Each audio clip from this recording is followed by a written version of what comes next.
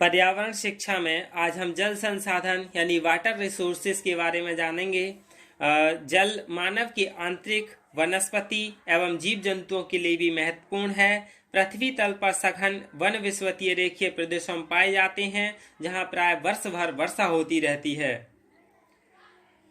तो अब हम जल की संरचना यानी कि स्ट्रक्चर ऑफ वाटर के बारे में जान लें कि जल की संरचना क्या है।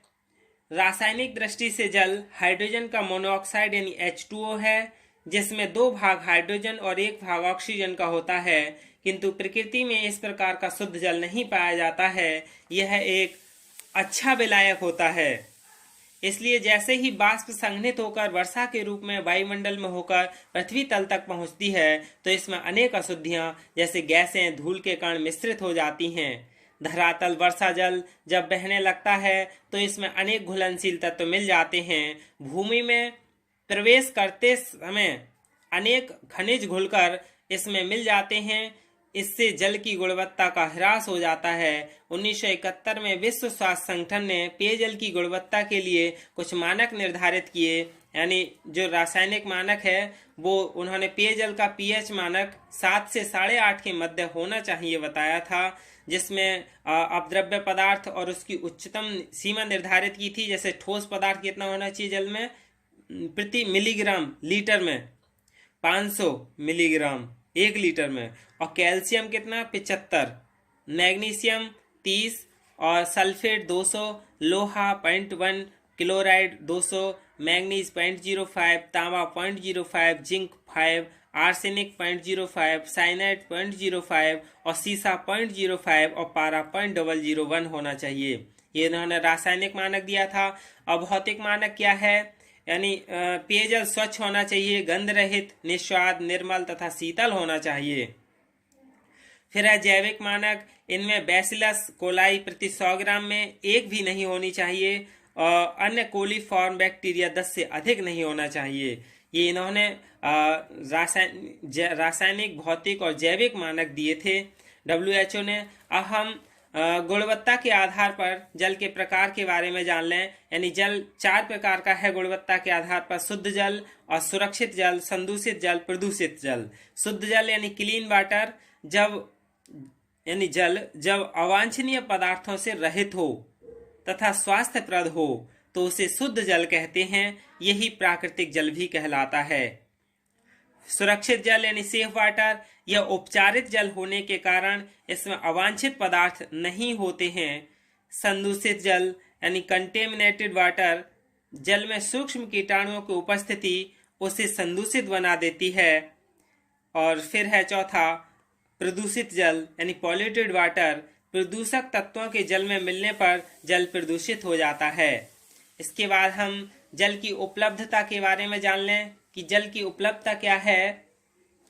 पृथ्वी और वायुमंडल के मध्य अनवरत रूप से चलने वाले चक्र को जल चक्र कहते हैं। यह जल चक्र ही यथार्थ से पृथ्वी को प्राप्त होने वाले जल का स्रोत है। जल चक्र का एक प्राकृतिक प्रक्रिया है जो निरंतर चलती रहती है। पृथ्वी तल पर स्थित जल जब सूर्य ताप से गर्म हो जाता है तो उसमें बाष्पीकरण प्रारंभ होता है। यह बाष्पीकरण हवा से हल्की होने के कारण वायुमंडल में ऊंचाई की ओर गतिशील होती है। ऊपर उसमें निहित ऊष्मा के समाप्त होने पर यह जलवाष्प संघनित होकर वर्षा या अन्य रूपों में पृथ्वी तल पर लौटती है और पुनः बाष्पीकृत होकर वायुमंडल में पहुंचती है। जल चक्र की यही क्या है, क्रिया है। वर्षा जल का जो भाग धरातल को प्राप्त होता है उसे धरातलीय या भूमिगत जल कहते हैं।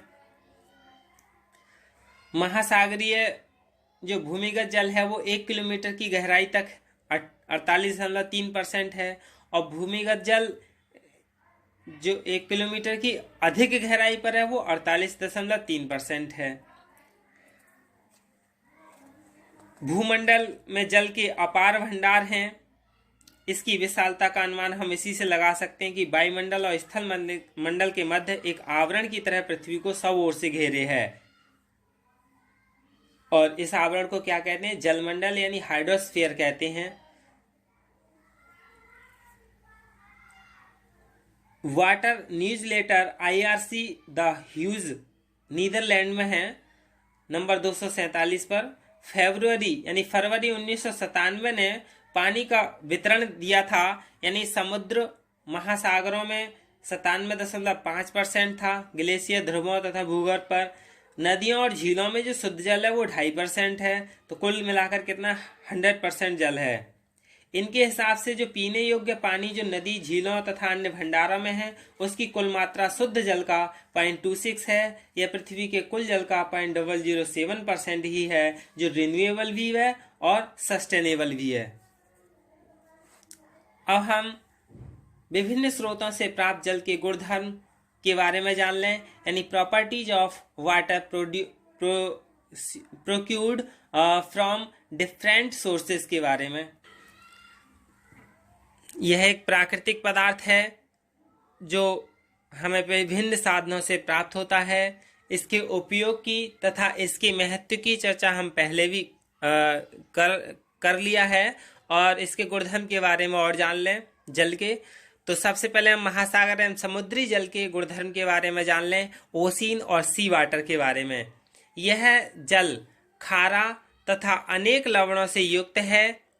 स्थिर जल के अलावा वर्षा तथा नदियों के जल के मिलने से अनेक प्रकार की वायुमंडल तथा सतही गंदगियां हैं वो इसमें आ जाती हैं। इसलिए यह ना तो पीने योग्य होता है और न किसी उद्योग तथा खेती के काम में आ सकता है। इसमें विभिन्न प्रतिशत में chlorine, sodium, magnesium, sulphur, calcium, potassium, bromine, strontium और बोरॉन के घुलनशील लवण होते हैं। इनके अतिरिक्त कार्बन, सिलिकॉन, एल्यूमिनियम, क्लोरीन तथा आयोडीन भी सूक्ष्म मात्रा में मिश्रित होती हैं। अघुलनशील तथा तैरने वाले पदार्थों की कुछ मात्रा स्थान विशेष के आधार पर हो सकती हैं, क्योंकि उद्योगों और अनेक प्रकार के कारखानों से निकलते हुए अपशिष्ट भी लास्ट में इन्हीं में आकर मिल जाते हैं।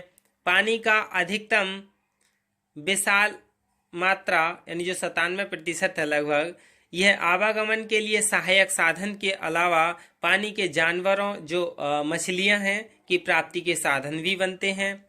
महासागरों और समुद्रों की लवणता की तीव्रता को हम इस बात से ही जान सकते हैं कि प्रति 1 लीटर जल में नमक की मात्रा 35 ग्राम होती है। इस जल के सेवन से मनुष्य मर जाता है। मनुष्य अधिकतम 1 लीटर में 5 ग्राम नमक ही सहन कर सकता है। तो क्या है, समुद्र का जल यदि मनुष्य पी ले तो 1 लीटर यदि जल भी पी ले तो क्या है, वह मर जाएगा, क्योंकि उसमें 35 ग्राम नमक की मात्रा है जो मनुष्य सहन नहीं कर सकता। दूसरा है नदियों का जल यानी रिवर वाटर। पहाड़ों की बर्फ से पिघलता हुआ पानी व वर्षा का पानी नदियों के रूप में पृथ्वी पर बहने लगता है। इसमें रास्ते की गंदगी और अनेक अनचाही वस्तुएं मिल जाती हैं। नदी के किनारे बसने वाले लोग इसमें कपड़े धोते हैं, बर्तन मांजते हैं और अपने घरों का कूड़ा करकट तथा गंदे पानी को भी इसी में डाल देते हैं। इस प्रकार साफ सुथरा पानी गंदा और पीने के योग्य अयोग्य हो जाता है। लेकिन पानी के निरंतर और अधिक आवक से ये अशुद्धियां कम हो जाती हैं और इसे कहीं कहीं छोड़ अन्य स्थानों से पीने के काम में ले लेते हैं। अपने देश में यह जल प्राप्त करने के एक मुख्य साधन है। दूसरा है वर्षा का जल यानी रेन वाटर। समुद्र तथा पृथ्वी की सतह से बाष्प बनकर जल ऊपर वायुमंडल में जाता है तथा वहां से आर्द्रता पाकर वर्षा के रूप में जमीन पर आ गिरता है। इसमें कोई अशुद्धियां नहीं होती है और इस पानी का संचय कर पूरे वर्ष तक पीने व अन्य घरेलू कार्य में हेतु काम में ले लेते हैं। भारत जैसे देश में जहां पानी प्राप्त करने के साधन बहुत सीमित हैं, वहां इसे बहुत निरापद और श्रेष्ठ मानते हैं। खेती में भी इस पानी का अधिकाधिक उपयोग होता है। यह पानी भूमिगत जल में भी वृद्धि करता है, कुआं तालाब में पानी की आपूर्ति में सहायक होता है। वर्तमान में जहां उद्योगों तथा कारखानों से निकली हुई प्रदूषित गैसें जब वायुमंडल में इस बरसते पानी में मिल जाती हैं तब यह वर्षा का पानी अशुद्ध हो जाता है, विशेषकर सल्फर डाइऑक्साइड तथा नाइट्रोजन के ऑक्साइड के साथ। तो यह सल्फ्यूरिक और नाइट्रिक अम्ल बनाते हैं जो इमारतों को और खड़ी फसलों को हानि पहुंचाते हैं। फिर झीलों का जल यानी लेक वाटर, यह पृथ्वी की सतह पर प्राकृतिक रूप में बने हुए पानी के भंडार हैं। इनका पानी शुद्ध, स्वच्छ, मीठा और पीने योग्य होता है। यह अनेक घरेलू कार्य हेतु भी इसका उपयोग होता है। फिर तालाब या पोखरों का जल, टैंक और पॉन्ड वाटर, गांव के निचले स्थानों पर वर्षा के पानी को इकट्ठे होने का स्थान मिल जाता है तो और यह स्थानीय संग्रहित पानी का भंडार होता है। इसे पोखर कहते हैं। किनारों पर लोगों की सुविधा के लिए पक्का कर देने से इसी को तालाब के नाम से जानते हैं। गांवों में पानी का एक आम और खास साधन होता है, लेकिन पशुओं के सीधे इसमें घुसकर पानी पीने से तथा लोगों द्वारा कपड़े धोने और कई प्रकार की गंदियां करने से यह पानी अशुद्ध हो जाता है और सीधे पीने योग्य नहीं रहता है। फिर झरनों का जल यानी स्प्रिंग वाटर, वर्षा का पानी पहाड़ी चट्टानों के बीच इकट्ठा हो जाता है और धीमे धीमे यह किसी स्थान से गिरने लगता है। यह अत्यंत निर्मल शुद्ध जल होता है जिसे सीधे पीने के काम में ले सकते हैं। फिर कुओं का जल यानी वेल वाटर, वर्षा का पानी जमीन द्वारा सोख लिया जाने से पर भूमिगत जल बन जाता है, इसलिए जब जमीन को खोदते हैं तो यह पानी निकल आता है और खोदे हुए स्थान कुएं कहलाते हैं। इसमें पानी की सीमित मात्रा होती है, लेकिन काम में लेने पर यह प्राकृतिक रूप में भूमिगत जल में अपना स्तर निरंतर बनाए रखते हैं। कुओं को अधिक गहरा करने पर इनके पानी की मात्रा को बढ़ा सकते हैं। ऐसे गहरे कुएं जिनका पानी कभी नहीं समाप्त होता पाताल तोड़ कुएं कहलाते हैं, क्योंकि ये सीधे भूमिगत जल के भंडारों से मिल जाते हैं। बावड़ियों का जल ओपन वेल वाटर, जिन कुओं का आकार बड़ा होता है और जहां पानी तक पहुंचने के लिए सीढ़ियां बनी होती हैं, ये बावड़ियां कहलाती हैं। इन्हें ढककर रखते हैं और इनका उपयोग ठीक से हो तो यह पानी पेयजल पूर्ति के अच्छे साधन हैं। अपने देश के राजस्थान जैसे प्रदेश में जहां पूर्व में बावड़ियों का बहुत चलन रहा, वहां के लोग नारू रोग से ग्रसित होते रहे हैं। फिर नलों का जल, बड़े बड़े पानी के भंडार जैसे झील, बांध और गहरे कुएं के पानी को मशीनों द्वारा खींचकर उसे सुविधाजनक तकनीकी से शुद्ध कर शहर या गांवों के किसी ऊंचे स्थान पर बनाई गई टंकियों में पहुंचा दिया जाता है। यहाँ से ये पाइपों द्वारा घर घर में उपलब्ध करा दिया जाता है। यह शुद्ध पानी होता है क्योंकि इसकी शुद्धता की नियमित जांच होती रहती है। यह पानी बहुत सीमित होता है, इसका बहुत बुद्धिमत्ता से आवश्यकता अनुसार ही उपयोग करना चाहिए। यही क्या है, विभिन्न स्रोतों से जो हमें जल प्राप्त हो रहा है उनके गुणधर्म हैं। धन्यवाद।